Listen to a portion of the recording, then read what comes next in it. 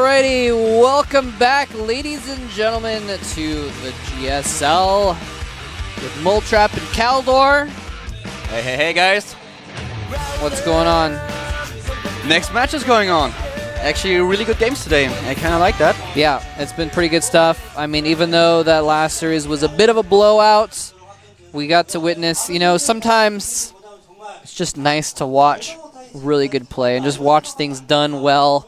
You know, it was like Happy was painting a work of art with his Terran play. But, yeah, it was really, really fun to watch. That guy just does not lose to Zerg players, so good to see him. And, you know, it was interesting. I noticed he seemed to really slow in his expansions. I was actually thinking about that before, and then you were looking at the TL thread for a minute there, and I noticed someone else said that too. He just took his time out of everything. He didn't try to over macro. He's like, I'm just going to put a lot of pressure on, get out a lot of units, and then I'll expand later. I'm not going to focus on getting more bases than you by getting more bases. I'm going to make sure that you have less bases. So he did a really good... I mean, that's what he did all series long, was just shut down Saison's expansions one after another, over and over again. It's really strong. Yeah, it was a very, very decent performance of skill. I really liked that quite a lot, and yeah, well, happy. I mentioned before, I really want to see him against like ST, against Donagu, against some of the top Zergs, and see that'd how be fun to watch. Them. But now we have a different matchup. We have Terran versus Protoss coming up. Yeah, by the way, I was serious when I said that Bomber told me he had the best TVP in the world.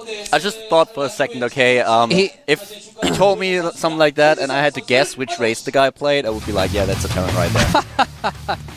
Well, no, he said he didn't say he was the best in the world. He said, like, I have the best TVP in the world. I asked him, this was months ago. I mean, this was back when he was in Code A, but I asked him about it. And he didn't even say it, like, in a cocky way. He's just like, yeah. That's how it is. He's like, yeah, I mean, you know, objectively speaking, I guess technically I have the best Terran versus Protoss in the world right now. And, there he is, Bomber. He's a really cool guy. He's a friendly guy. He's very confident in his play, very confident about his play, but he's a very mellow guy too. He's not cocky. He actually has a little bit of a shaky rocket against Protoss right now. We'll talk about that a little bit later. But apparently having a lot of fun in the lobby, just chatting away with MC. Yeah. And yeah, MC actually he's kind of the other side of that, where MC is very cocky about. Well, they're both doing he a lot in the lobby chat right now. I don't know what about. Giggling like girls. There they are typing away.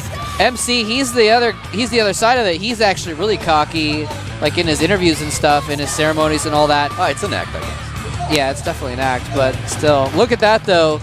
Beating Ryung, but losing to MMA in Code S. And then getting to the round of 16 where he lost to SC twice, so he's been having some trouble against Terrans lately. Some, I guess. He did beat Ganji in the round of 16 also, so, I mean, he's been losing, he's been winning. All very solid Terran players, very highest level Terran players, so nothing to shake a stick at there. Unless you like that kind of thing, I guess. If that's your way of cheering on MC, by shaking a stick at his record, then you go right ahead and do that. Just try not to put anyone's eye out. That's just one thing. I really would like to see MC win for one reason and one reason only. What's that? I like his victory dances. It's so awesome when the guy wins. He's just running right in the middle of the stage. He's like performing, like making the robot thing the last time. That was so hilarious. I love that. It was so great. Nah, that would be pretty funny.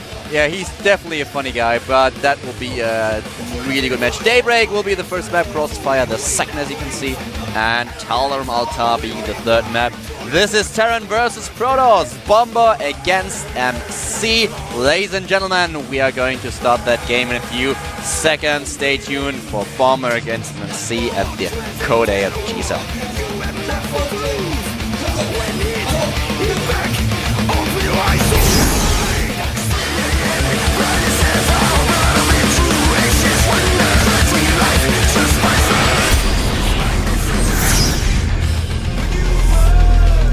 All right, and down here in the bottom left is our Terran player.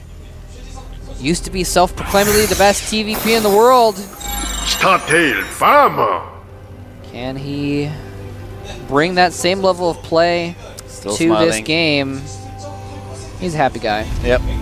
Yeah, and he's facing none other than one of the most popular Protoss players in the world at the top right. It is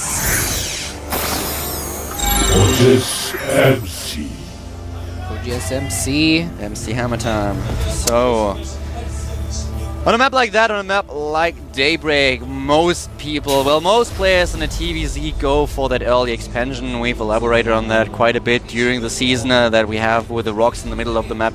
Quite long routes, walking distances between the two maps, so most players are just trying to get into the longer game, into that macro game. And the Pro Paras by MC right now trying to take down one of these SCVs, but there's no Chuck Norris probe there just yet, so no kills for that one.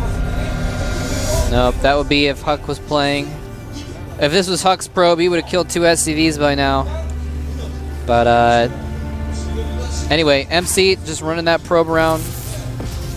You know, you mentioned MC, you like his ceremonies, right? Would you say that he's the master of ceremonies? I guess kinda. He's at least going MC. for Nexus first, so we just mentioned it, the distances between the two bases, therefore most players going for a fast expansion, and that's exactly what MC's doing. He's kinda getting a little bit overboard with it, but he can probably get away with that Nexus first. And giving you some insights of those two players, let's have a quick look at the statistics while the build orders of the first game are about to unfold in front of us. We have Bomber with 70% win ratio against Protoss. He won 30 of his games, lost 13. The last few Protoss players that he encountered were Code A game against JYP. He won that with 2-0. But he lost in the Arena of Legends against Oz and against Sage. MC, his opponent, he has quite a decent record against Terran as well, 65% with 117 wins and 62 losses. Yeah, MC has This is been in like every tournament, so that's what he's got so many games under his belt. That's actually ridiculous. Yeah, that I mean, was quite amazing. The game's only been out for a little over a year, and he's managed to rack up that many tournament games. It's disgusting. Anyway, but yeah, for me, this match, you know, I was actually talking to, there's a guy, I gotta ask him his name again, but he's come here from Holland, actually, to watch the games, which is awesome. We actually have a few people from different places around the world. We got some guys from Australia that are here as well today. But anyways, I was talking with this guy from Holland about what I thought about this match, and what's going on? No, I just wanted to mention, I just wanted to butt in for a second while you mentioned Australia and say shout outs to all the viewers in Australia, and I'm sorry about it, but Melbourne is just better than Sydney. Alright, well, I guess that's some kind of a... Oh, is he going to let the probe... Oh, no, the probe does not get in. Doesn't see that expansion. He can pretty much assume, but he really wanted to double check and find that out. I mean, he built that Nexus first, but he did it when he scouted one barracks and no gas, so he was feeling kind of safe for that. But anyway, point being, these guys are both players who used to be the strongest of their race at one time or another, and they both have fallen out of that. I mean, MC was eliminated completely from Code A. He got completely out of the GSL and he had to go and, you know, do well in MLG to get back in. And then Bomber, on the other hand, was looks like we've got him going for Banshees right now, by the way. But Bomber, he was the same thing. When he won Code A, he beat MVP. He looked super, super strong. And what is he doing? He's going to run that... No, he's not going to run that Stalker in. Never mind. Looks like he might have been thinking about running it into Scout with or something. I don't know. Change his opinion, though. But he doesn't have any information about what's going on in Bomber space, that's for sure. Anyway, just to sum up my point real quick. Point is, it depends on what game these guys bring. Because they're both have been extremely strong in the past. And the last month or so have been not that strong. Or the last few months, I'll say, a couple months, have been not that strong.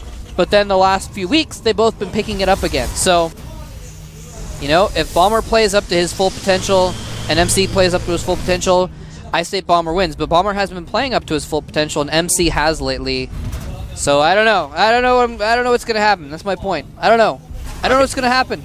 I can tell you what's going to happen. What's going to happen is that Cloak is finishing very soon, but the first Banshee is popping out as well for the Terran player. We have MC now with 4 gates, and he already warped in the first round of Stalkers, trying to put pressure onto Bomber, but Bomber knows about it. He already has 2 bunkers in the front, is getting a 3rd right now, and at the same time the Banshee is going towards the main base of MC, and MC, he doesn't have a robotics, and he didn't scout those Banshee. He has no pilot, no unit in the flight path of the Banshee. The Banshee is going to hit the main base of the Protoss player really, really soon. And now with all that pressure that MC tries to apply, he probably won't be able to break through that defense. There are 3 bunkers, the 4th one is being built, and the Banshee is going to hit MC's natural. There we go. Oh, he needs to kill the Terran player. If he's not able to defend, to do some damage now, he will lose all his workers.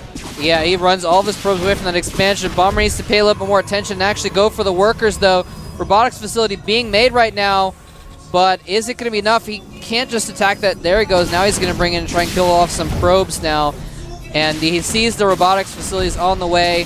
This is so bad. He's going to lose so many probes. The thing is, he's going to run out of energy, but at the same time, he didn't build a second Banshee. And he might not have anticipated that his opponent is really not in the position to get any detection going. So that was kind of weird. And Bomber was probably in the main base of MC, was like, what do you mean you don't have any detection? Oh, wait, no, there's a second Banshee. He does have a second Banshee coming in. He's coming from the top this time. Okay, that's why I didn't see it. I was watching the same path that the first Banshee took, but he's going in from the different angle, trying to get in there, but there are already a lot. Oh, he needs to cloak, he needs to cloak. Ooh, he does cloak. He's going to try and go for that sentry. Nice kill on the sentry. Nice he knows the Observer's going to be out pretty soon, so he doesn't want to risk sending that Banshee into the main, so he's like, all right, well, I'll just take the sentry and go into the main where there's Stalkers and Observer. And he has and he's going to lose it. Oh! Wow, that was a close one. Woo! 17 worker kills so far. Bomber really doing a good job getting a 3rd base now.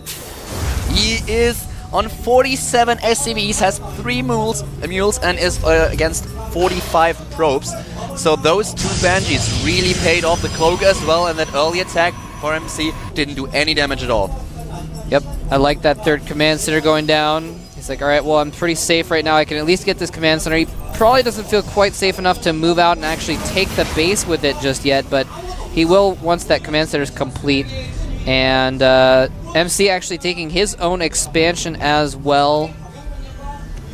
Ton of upgrades now being researched for Bomber. He's going for the +1 attack. He's getting Percussive Shell. He's getting the combat shield. Already has Stim. He's getting a lot of Marauders and Marines. The 3rd base, Motrip mentioned it, there is the Armory, the 2nd Engineering Bay. He is just getting a ton of units right now. He's already ahead. He's ahead in economy as well. And with all those probes, he was able to take down MC. Is in a tough situation. He's playing a little bit more defensive, getting the Twilight Council Blink upgrade being researched and adding 4 additional gateways as well as Immortals. But Bomber already with the Ghost Tech. Yeah, he scouts, he scanned, he saw the Twilight Council with a Chrono Boost on it, and he's like, all right, well, that means it's going to be gateway level tech, basically. He's going to get Stalkers and Zealots probably. So I'm going to need those Ghosts so I can take out those sentries, energy, so that he cannot control the flow of battle, because that's why MC is able to win when he does against Terran, is when he controls the battle, controls the flow of it. Looks like that Banshee's kind of stuck in the back there. And there's already an Observer, so as soon as the Banshee moves, the Observer will be able to follow it, to spot it as well, and it will be taken out. But Bomber is moving across the map right now. He's taking his 3rd. He's going for the Möbius Reactor. +1 attack is able to pick off the Observer's opponent. And he has just a huge force with 142 supply, getting that 3rd, getting the +2 attack upgrade, the +1 armor, and the first Ghost. He's in a really decent position. I'm sorry, I just got really distracted for a minute by one of our camera guys dancing around over on the side. It's a little bit cold here in Seoul, by the way. If you're going to come visit and watch some GSL games, make sure you bring a big coat. Yep. But it's really getting cold right now. Sorry, random tangent there. But yeah, MC is just going to be pumping out tons of units. No higher level tech. I'm actually a little surprised that we don't see archives or anything like that. He is getting the charge upgrade as well. Blink is finished. And there is... Oh, wow. Did you see that timing? He actually, the Möbius Reactor finished like 1 second before his ghosts popped out. So that was perfect timing. They're going to pop out with the extra energy so they can have an EMP upon birth. If you start at 30 of Oh, he does 80 have the Templar Archives. My bad. If you start at 30 of 80, you have to time him perfectly down. We have the Psionic Storm now. Archons are already in the map as well. And both are just now trying to max the army. They're both playing a little bit passive, and Bomber already knows he did some initial damage. He's slightly ahead in upgrades, but they are both just now trying to kick back a little bit, just waiting for the armies to be maxed out, and then they will try to apply some pressure. Banshee being taken out though by one of the High Templars. You couldn't see that on the screen. It was just feedback. It didn't really attack. It was just hovering nearby the third base of MC, and well, just feedbacked it to death. MC spotted it and used feedback right away like this, and the Banshee was And that means gone. this Banshee is completely screwed because he's got a ton of energy and no hit points. He might actually even want to cloak out just to get rid of the energy so he can come in and get a couple probes or something. I don't know. The Banshee is a constant threat though. He has to leave an observer back there just in case, so kind of tying up that observer. But nice big army of Zealots coming in here, and let's see, we got 2-2 on the way for Bomber. What are the upgrades of the Protoss army looking like right now? He only has 1-1. Okay. He only has 1-1, and Chul, he gave the... Well, he started with the Templars, he started with the Storm, but he's now getting the Robotics Bay. He needs all that area of effect damage in order to deal with his opponent. But it will come down to the EMPs and the Storms once again. That's a scenario that we've seen countless times in Terran versus Protoss. And now, with the +2 armor being researched, he gets the personal cloaking as well. And whoa! Some of those Stalkers really need to be careful. Blinking away. Well, he's trying to snipe the ghosts and still get out. And, ooh, you're right, he does have to be careful with those Stalkers, though. Colossus switch, tech switch is coming out though right now, and that is really interesting because this is a moment where Bomber has to attack pretty much in the next 30 seconds. Otherwise, there's going to be Colossus out, and he doesn't have any Vikings to deal with it, and he's maxed, so he can't build Vikings. Well, so it's going to be a lot of trouble. Oh, and a couple of ghosts get caught with a lot of energy. A storm goes off, killing some more ghosts. This is horrible. Bomber is trapped. He's got nowhere to run. He's only got 3 EMPs. He does get a couple EMPs off on the sentries, but the Templar coming from behind. They're trapped with the force field. Storms on top of all the bio. Beautiful force fields by MC. This positioning is just insane. Taking down the whole army of Bomber. Bomber loses some of the ghosts to feedbacks as well. And he was just crushed from 2 sides. He got sandwiched by MC's units, and MC on 160 supply against 124. That upgrade advantage didn't do Bomber any good. He was just in such a bad fighting position. Very, very well done by MC, and he's getting that magic number of 3 Colossi in addition to Storm, where he can deal such a huge amount of damage to your opponent's army. A commanding lead now for MC in that first game. Now finishing +2 upgrades and getting +3 after that, I guess. He has double robotics, can get double Colossus, is taking a 4th now because he definitely knows that he can do that. He's getting a 5th at the same time. Wow. Yeah, and the upgrades are now technically tied. 2-2 for both of them right now. And wow, that was just an absolute slaughter. The Storm, a couple of ghosts getting picked off by Stalkers. The Storm taking out a lot of others. And the ghosts force as fields, well. those force fields And the were force fields. amazing. They were perfect. Yeah, and he got the force fields off before he could get EMP'd by the other ones. And needs to be careful. Does not want to lose those ghosts again. And just wait a minute. Does he? He doesn't have any Vikings. He saw. I don't know if he saw the Colossus, but there's 5 Colossus on the map, and he has no Vikings. Bomber, and he's almost maxed again. Bomber is just gonna get destroyed by these Colossus. Yep, Colossus in addition to the Storm, that's double area effect damage. This is going to be so this is painful. Gonna be a complete rout. And here he comes in. Oh, if he can get those. Only gets one of the Colossus before the rest of the forces close in. The Zealots bravely charging into their deaths as the Marines and Marauders do fight backwards, but he's going to lose so much here. Colossus is attacking the command center. He's lifting it off. The command center being taken down, but those EMPs were beautiful by Bomber. There was no energy left on the sentries, on the Templar, and no shields whatsoever. That was so well done, but still, MC coming out ahead and taking down that 4th base. And that was actually a moment where if Bomber had had Vikings, he could have taken that out because MC was left with 4 Colossus, a couple Archons, and that was it. He didn't have anything really to stop.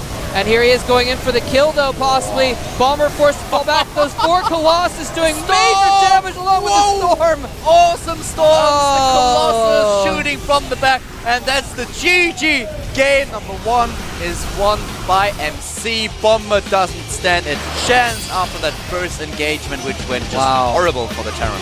And you know, that's kind of what I expected, to be honest with you, just from the way these guys have been playing recently. MC was on a bit of a slump, but he must have said, you know what, I got eliminated from Code A, I'm going to practice my butt off and I'm going to be a good player again. And he has really gotten back into the swing of things, whereas Bomber, lately, he's been still playing really solid, but he hasn't been like at that tip-top level. He's still been making mistakes, and that's exactly what happened here. They both played really solid, but Bomber made mistakes, and MC took advantage of them and played really, really well and really perfectly, and just was able to capitalize on Bomber's mistakes.